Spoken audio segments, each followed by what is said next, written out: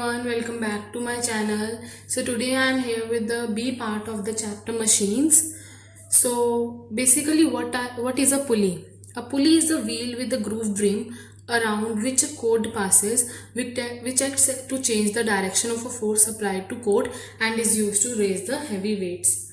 So this A and B shows you a simple pulley. It is a metallic disc with a grooved rim. A string or rope is passed around the groove at the rim and the disc rotates about an axle passing through its center. The axle is fixed rigidly to a frame by means of nails. This is a axle and it is fixed to the frame. Then we have uses of a single pulley. It can be used in two ways: as a fixed pulley by keeping the axis of rotation stationary, or as a movable pulley by changing its axis of rotation. So here you can see this is a single fixed pulley. It has a single fixed pulley has its axis of rotation stationary in position, is called a fixed pulley.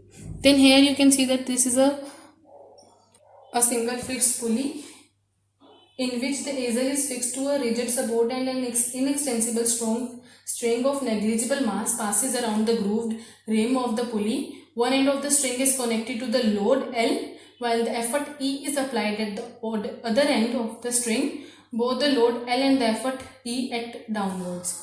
Then we can have MA and VR and efficiency of a single fixed pulley. If we neglect the mass of string and the friction at the axle, then in balanced position of load we have L is equal to 2T. L is equal to T, that is load is equal to tension, and E is equal to T when pulley is not rotating. From both these equations we get E is equal to L. Then we can say that thus mechanical advantage is equal to load upon effort. Then T upon T will be equal to 1, T and T cancel. Then we get 1. Then thus in this arrangement there is no gain in MA. Then we have a single movable pulley. What is a single movable pulley? A pulley whose axis of rotation is movable is called a movable pulley. In this diagram also you can see that a single movable pulley suspended by passing an inextensible string of its negligible mass around its grooved rim. The load L is to be raised is suspended from its axle. One end of the string is tied to the hook H at a rigid support and the effort E is applied at its free end. The tension T acts on the string on both sides of the pulley. Then we have MA, VR and eta of a single movable pulley. If we neglect the friction in the pulley, bearings or at the axle, the weight of the pulley and the string, the load L is balanced by the tension T in two segments of the string and the effort E balances the tension at the free end, and so we can get L is equal to T plus T, which is equal to 2T. Then as we know that effort is equal to tension, then from these both 1 and 2 we get from 1 and 2 we get E is equal to L by 2. Thus using a single movable pulley, the load can be lifted by applying an effort equal to half the load, that is the single movable pulley acts as a force multiplier. Then we can say that it acts as a force multiplier.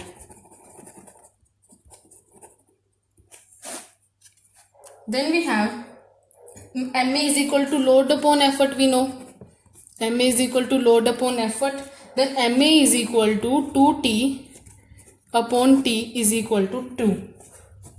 When the free end of the string is pulled up by the effort through a distance D, the load is raised up through the distance D by 2. The reason is that the segment of the string on both sides of the pulley moves up by a distance D by 2.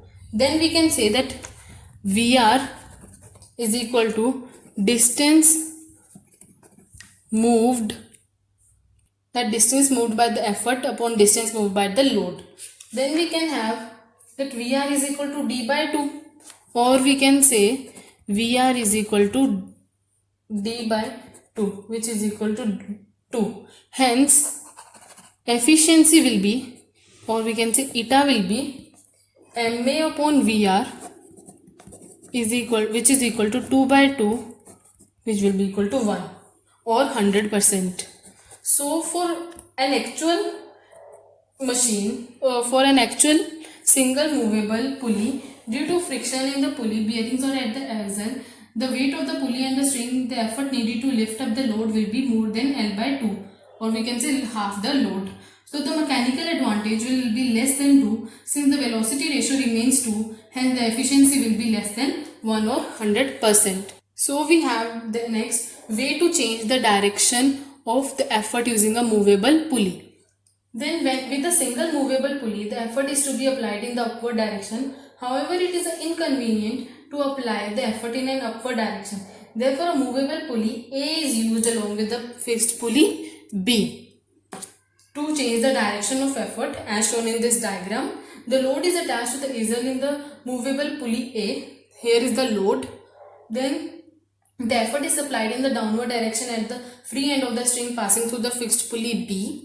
This is the effort, that is tension, and one can also use his weight as effort, which will be quite convenient. Then we have combination of pulleys.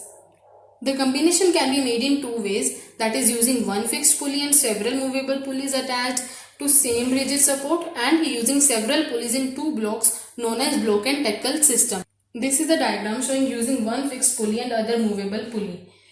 So this system of three movable pulleys A, B and C used with the fixed pulley D. Each movable pulley is attached with a separate string. The tension is same in one string but it is different in different strings in the string of pulley to which the load is attached. Then we will derive a equation in which we can get that if there are n movable pulleys with one fixed pulley, what will be the mechanical advantage. So what we will do, effort is equal to T3, which is this, effort is equal to T3.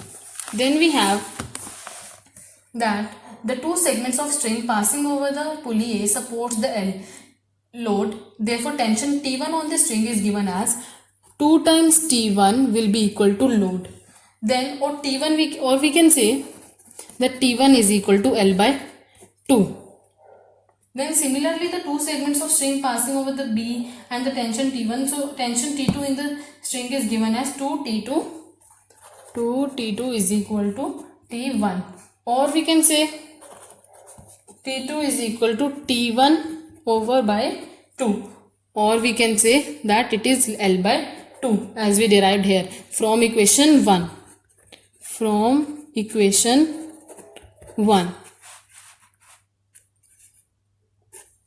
Then we have similarly the tension 3 in the string passing over the pulley C is given as 2T3 is equal to T2, or T3 is equal to T2 upon 2 L by 2 3.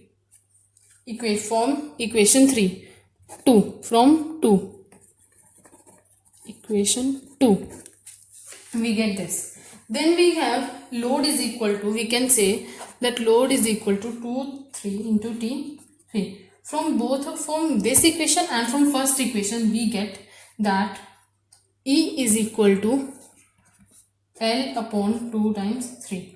Hence the mechanical advantage. What will be the mechanical advantage then? L upon effort, which will be equal to 2 3 into T3. We get 2 raised to power 3. In general, if there are n movable pulleys, then we can say that with one fixed pulley, the mechanical advantage will be 2 raised to power n. And then likewise we will do for the velocity ratio also. Then comes the using several pulleys in two blocks, that is block and tackle system. In this system of pulleys, two blocks of pulleys are used. One block that is upper having several pulleys is attached to a rigid support that is fixed, and the other block lower having a several pulleys is movable. This arrangement is called the block and tackle system.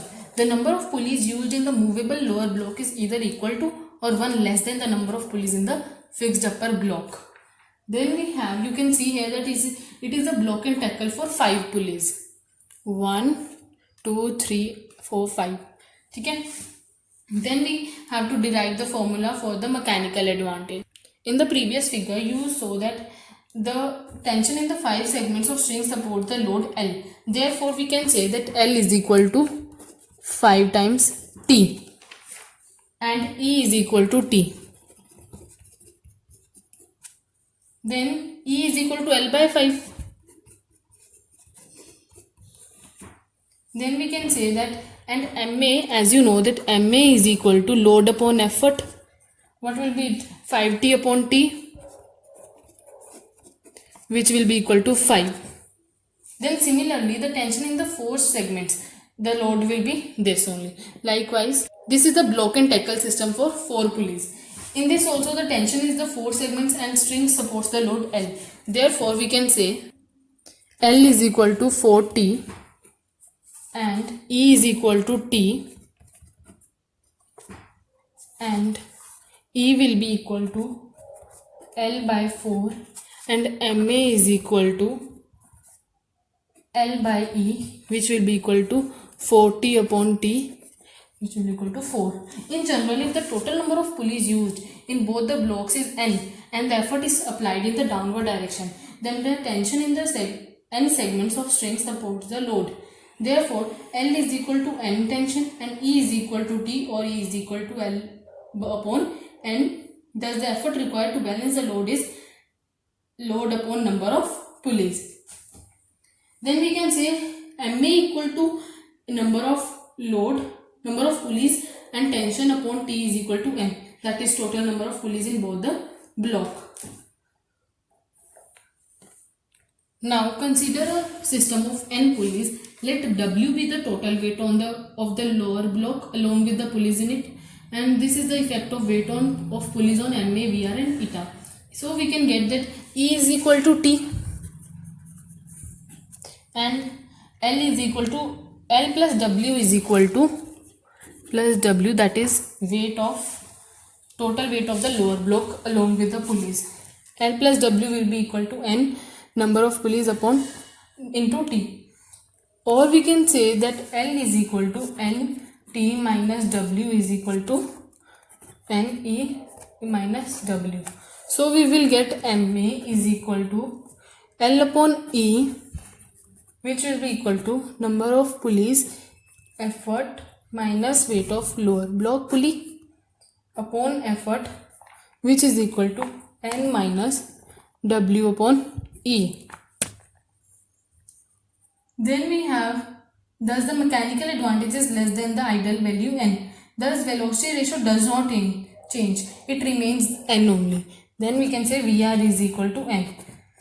Hence efficiency will be MA upon VR is equal to N minus W upon E upon N, or we can say eta is equal to 1 minus W upon N upon E. Thus the efficiency is reduced due to the weight of the lower block of pulleys. More the weight of the lower block, less is the efficiency. For greater efficiency, the pulleys is the lower block should be as light as possible and the friction in bearings of pulleys should be minimized by the use of lubricants. You can see this.